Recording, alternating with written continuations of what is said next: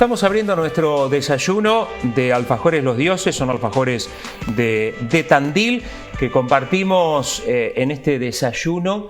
Si usted quiere pedir alfajores Los Dioses, son de Tandil, un grupo emprendedor realmente muy metedor. @alfajores Los Dioses, @alfajores Los Dioses, suma alfajores Los Dioses a tu comercio, así que no tenés más que escribirles por Instagram y te vas a encontrar con estas delicias que vos podés encontrar en varios comercios de Tandil. Y tenemos que convidarle a nuestros invitados. Exactamente, nuestros invitados, que se trata justamente del doctor Ricardo Richard Zarini, conocido, y también en la presencia del doctor Guillermo Davos, quien nos está acompañando aquí en Tandil Despierta. Qué gusto tenerlos por acá. Bienvenidos. A 50 años de la fundación de la universidad, y bueno, sus familias han tenido tanto que ver con esto. No sé, arrancamos. Richard, ¿te parece? Cómo no, buenos días y muchas gracias. Una pequeña aclaración, no son 50 años de la fundación de la nacionalización, sino de la fundación. No es tampoco 50 años, la fundación fue muy anterior. Correcto, la nacionalización fue 50 años.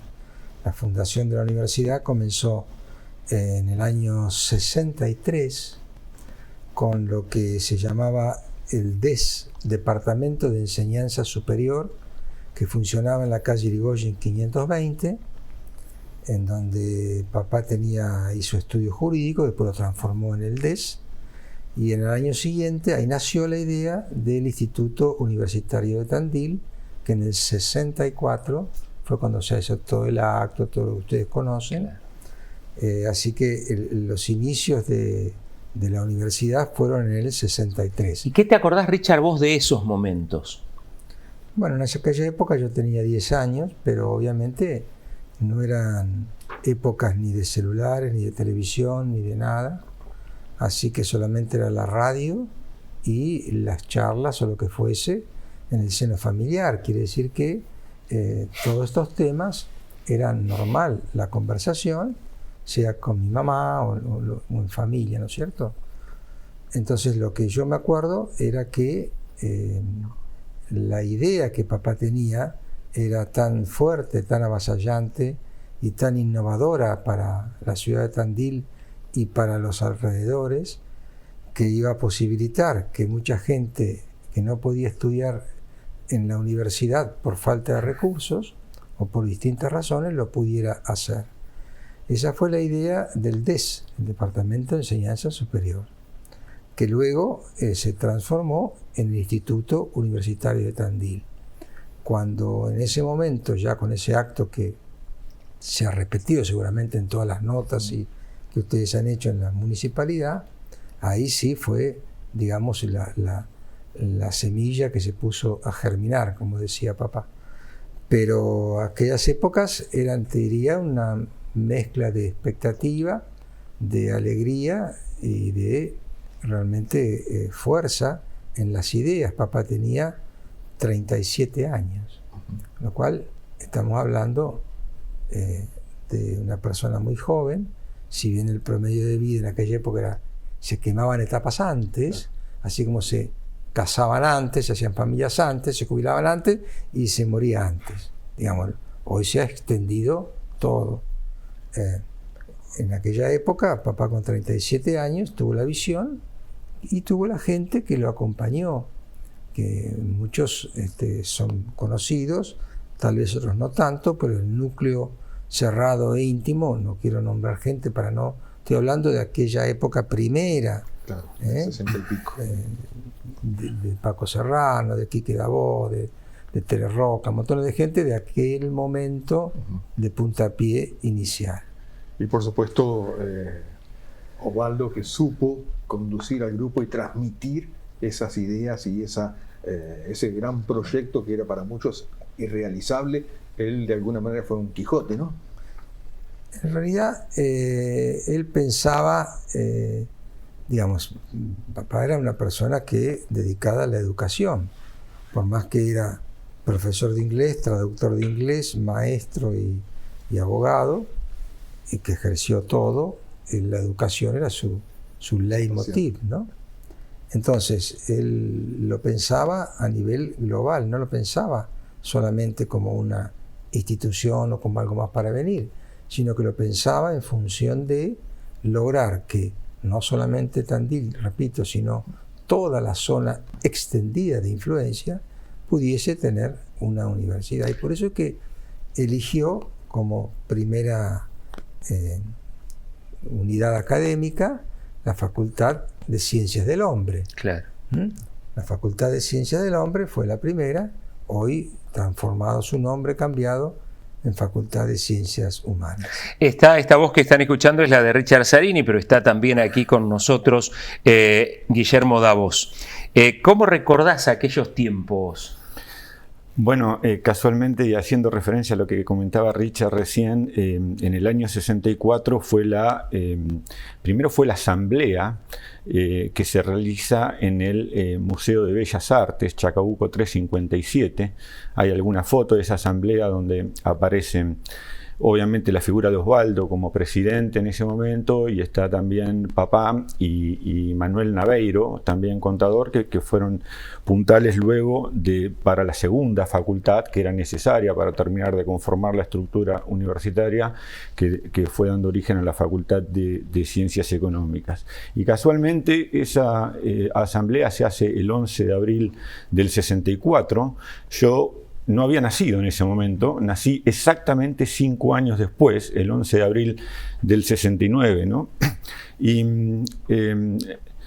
la otra vez, revisando un poco la historia de mi relación con papá y demás, en oportunidad de algún acto que se hizo en la Facultad de Ciencias Económicas, me di cuenta que los primeros recuerdos que yo tengo de mi vínculo con él era lo que pasaba en la vida cotidiana de un chico de 4 o 5 años allá por el 73 o el 74, ¿no?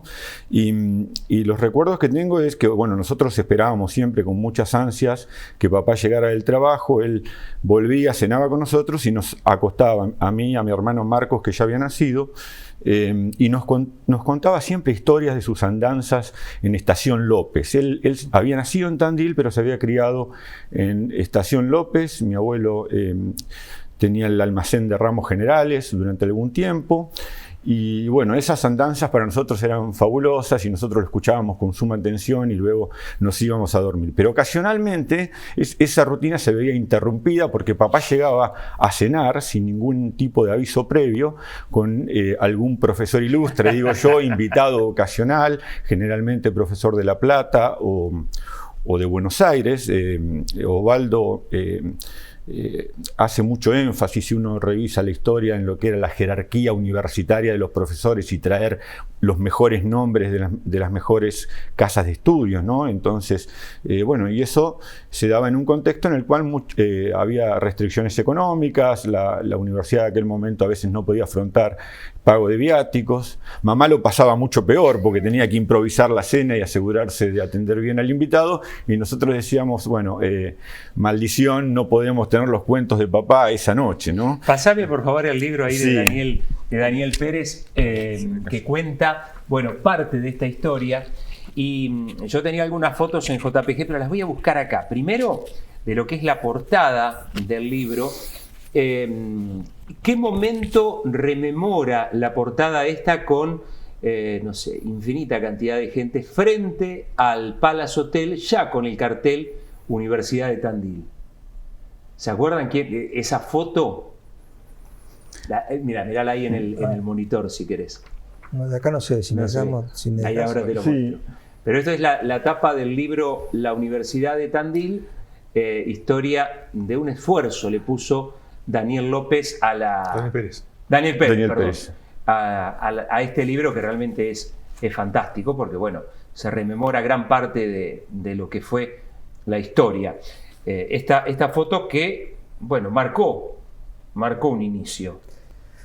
Esa foto yo no... Creo que yo no estaba en Tandil porque estaba estudiando en La Plata, pero supongo, porque si tiene el nombre, el cartel que estoy viendo que dice Universidad de Tandil, Dr. Osvaldo Mesarini, es porque papá ya había fallecido. Claro. Y quiero pensar que eso debe ser del año 74 más o menos, que es cuando había problemas, papá no estaba, y había problemas de funcionamiento económicos. Y algunas de las juntadas masivas del pueblo, los alumnos y los docentes en defensa de la universidad, tiene que haber sido esa foto. Estoy deduciendo, porque si no, la universidad que funcionaba cuando papá estaba en vida no tenía el nombre de papá. Correcto. Y estoy viendo en un cartel que tiene el nombre, así que es posterior al fallecimiento. Bueno, justamente fue una época de mucho esfuerzo, de mucho compromiso e incluso de, bueno, poner a disposición de la universidad, a poner a disposición de este gran sueño, hasta el capital propio que hacían esos fundadores, ¿no, Richard? Sí, es verdad. Lo que pasa es que, como dijo recién él,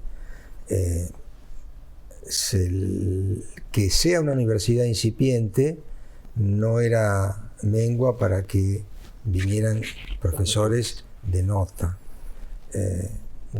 Probablemente la gente no sabe, pero un miembro de la Corte Suprema de Justicia de la provincia era uno de los docentes, el doctor Borga, por decir algo, ¿no es cierto? Por poner uno en nuestro máximo organismo provincial. O sea, venía gente permanentemente de afuera, era costoso y se sostenía con la ayuda solidaria.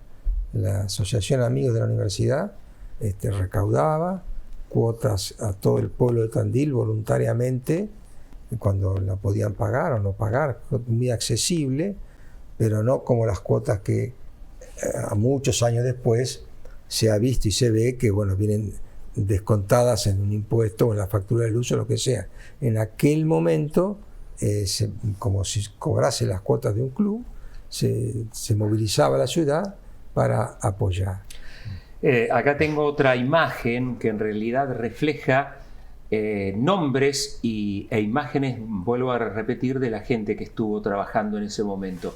De izquierda a derecha dice Enrique Davos, Manuel Naveiro, Osvaldo Zarini, en lo que fue la asamblea del 11 de abril de 1964. Más abajo, el doctor Lizardo Cabana, Francisco Serrano, María Teresa Suárez de Roca, Marta Argúas, ¿está bien dicho? Y Rosa Zubillaga. Elsa Zubillaga, que son, bueno, parte de los que dieron forma a lo que hoy es la Universidad Nacional del Centro.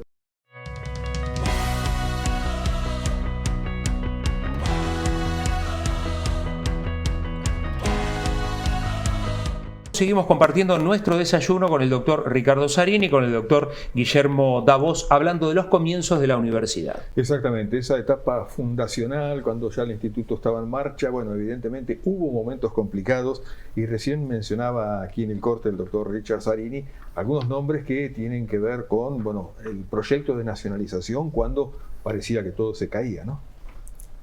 Claro, cuando estaba todo mal, porque no había, papá ya se había ido, lamentablemente, ya no había recursos, hubo un momento en que fueron a remate y no se pudo rematar algunos bienes porque los alumnos y los docentes cantaban el himno. Eso fue terrible. Impresionante. Impresionante. Hoy, lo cuentan y hoy todavía a muchos se nos pone la piel de gallina. Porque en aquella época, vamos a decir también que cantar el himno antes no era como cantar el himno ahora. Era un respeto absoluto. Y se empezó a gestar, estoy hablando de la época anterior a que se proyectara la ley y demás, que en definitiva fue lo que posibilitó que la Universidad de Tandil, anexando los institutos de Olavarría, que dependía del sur, y de Azul, conformaran la Universidad Nacional del Centro. Esa gestión de los legisladores que lo hicieron realmente es digna de elogio y ha servido de punto de partida para una cosa que se expande cada vez más. Claro. Previo a eso, mucha gente anónima que bregó para tratar de sacar a la Universidad de Tandil del estado que estaba calamitoso en lo económico, gente que no he visto en las publicaciones, pero que sí me recuerdo, pues yo ya era grande, claro. como por ejemplo el profesor Carlos Ríos, que había sido en ese momento era secretario de Educación, creo que cuando papá era ministro de Educación, después fue ministro de Educación, el doctor Gustavo Malek, que era ministro de Educación de la Nación, y varias gente más que buscaban la vuelta para ver cómo podían hacer con permanentes reuniones, tratando de aportar ideas y demás, hasta que vino ese proyecto que se transformó en ley, muy importante, y que fue el generador de todo. Entonces, lo que vos me preguntás es cosas de la cocina, digamos, Exacto, previas a eso, que sí existieron, y realmente en aquella época otra persona que estuvo muy presente buscando soluciones, hablando, etcétera, etcétera, era el gobernador Miguel Moragues. Ese fue una persona que también de mucha influencia previa al tema de la ley. Pero bueno, son todas cosas que uno por ahí vivió o se acuerda y que tal vez están en el anonimato porque no han trascendido. Estamos recordando los primeros, digamos, esos momentos de lo que hoy es la universidad. Guillermo, ¿qué otros recuerdos tenés o qué cosas crees que habría que destacar, ¿no? Recién Richard decía tantos anónimos que trabajaron junto con otros hombres que, bueno, sí están rescatados en los libros. En primer lugar, yo creo que la fundación inicial de la Universidad de Tandil, o el Instituto Universitario que luego da lugar a la Universidad de Tandil, en su faceta inicialmente como organización privada, lo primero que hay que destacar es la figura de Osvaldo, ¿no? Porque su visión era absolutamente impresionante, innovadora para la época, con una capacidad sin igual de manejo de la agenda. Cuando esta obra de Daniel Pérez es muy interesante en rescatar su valor documental. Todo está muy bien sustentado, muy bien documentado en las actas, en todas las documentaciones de los hechos sustantivos que sucedieron para la creación de la universidad. Y Osvaldo hablaba de las cosas verdaderamente importantes, ¿no? Su preocupación por que el instituto tuviera jerarquía universitaria, que no sea un mero establecimiento que expida títulos, ¿no? Y eso un poco se ve reflejado en lo que es hoy la universidad, ese espíritu ha quedado. Después hablaba también de los planes de estudio, de las asignaturas, de cómo conformar los cuerpos de profesores, de cómo la universidad debe atender en forma diferencial las necesidades de su entorno, ¿no? Pensar en el perfil del graduado, cómo impacta en la sociedad y cómo permite luego el desarrollo del territorio, ¿no? Esas concepciones estaban muy bien arraigadas en su pensamiento. Así como también concepciones respecto de la responsabilidad y la dedicación con la cual debían estar los estudiantes. No tenía el criterio, no aceptaba alumnos libres. Él dice, el estudiante tiene que estar acá para formarse con responsabilidad y con dedicación, ¿no? Un montón de valores que siguen muy vigentes y que fueron acompañados por ese grupo de emprendedores que se sumaron a la idea y que llevaron adelante este esfuerzo fundamentalmente en estos 10 años hasta que llegó luego la nacionalización, y por toda la comunidad de Tandil, ¿no? Hay historias muy, muy interesantes de cómo a través de esta asociación de amigos de la universidad que comentaba Richa, cómo se hacían donaciones o cómo hubo muchos benefactores anónimos que en algún momento ayudaron a solventar los momentos de mayor zozobra, ¿no? Sí, sí. Perdón, Rodolfo. Pensaba en un hecho que marcó, bueno, una situación complicada que fue el fallecimiento justamente de Zarini. ¿Cómo lo recordás desde lo familiar, digamos, esa situación? Fue un accidente automovilístico. Estaba haciendo era un día trámites. jueves. No. Era un día jueves y nosotros habíamos ido a Mar del Plata con mamá.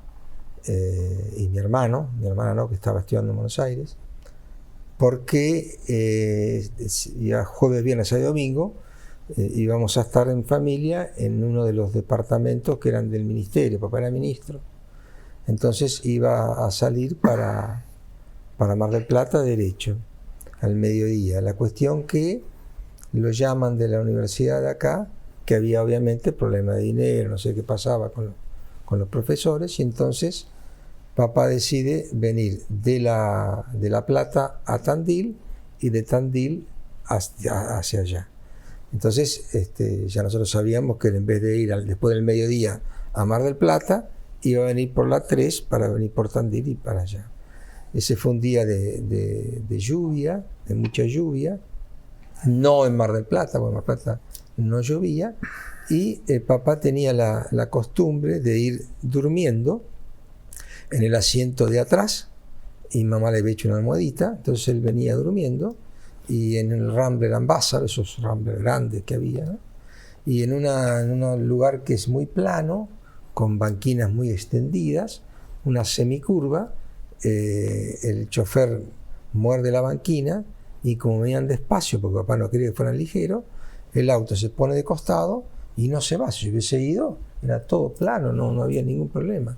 El auto no se va, se pone de costado, y enfrente venía una Studebaker 61 con un señor que vivía por ahí en el campo, y por la cortina de agua no lo ve.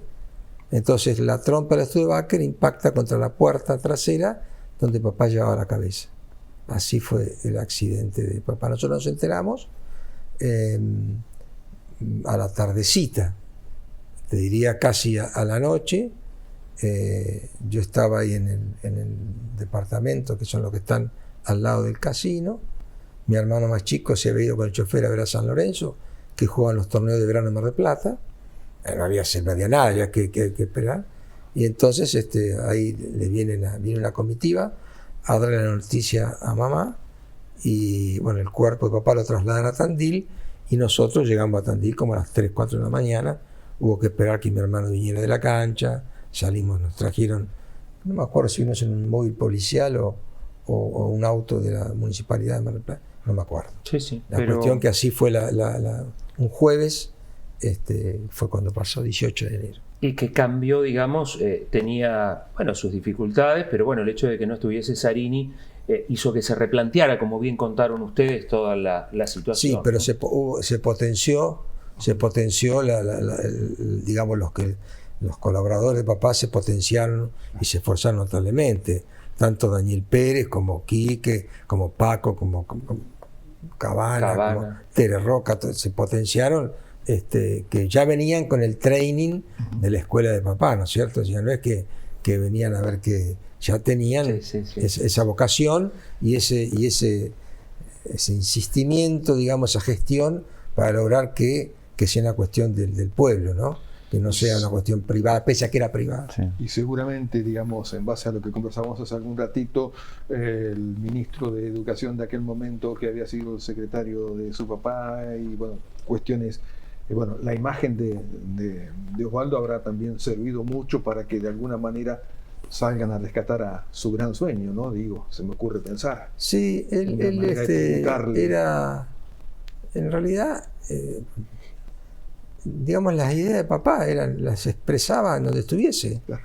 O sea, no solamente con la universidad, cuando fue ministro de Educación, También fue el primero. Hay un busto en la entrada del Ministerio de Educación que le hicieron, obviamente porque no estaba papá.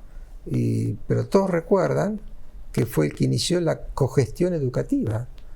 Una vez por mes se juntaba con todos los gremios para exponer ideas y tomaba y las ejecutaba. Eso era, en aquella época era como decir, de avanzada. Vamos a Marte, qué sé yo, no sé, era una cosa impensada, pero eran sus ideas, digamos, sin responder a ningún partido político. Por eso no tenía contra, digamos, porque no era totalmente... no pensaba, y lo hizo en Tandil y lo hizo en La Plata, ¿sí? Era su forma de ser. Bueno, Ricardo, Guillermo, gracias por ayudarnos a recordar y reconstruir un poquito la historia. No, por favor, agradecido que nos hayan invitado. Sí, muchas gracias a vos, Claudio y Rodolfo. al contrario. Ricardo Zarini, Guillermo Davos, charlando un poco de los comienzos de nuestra universidad.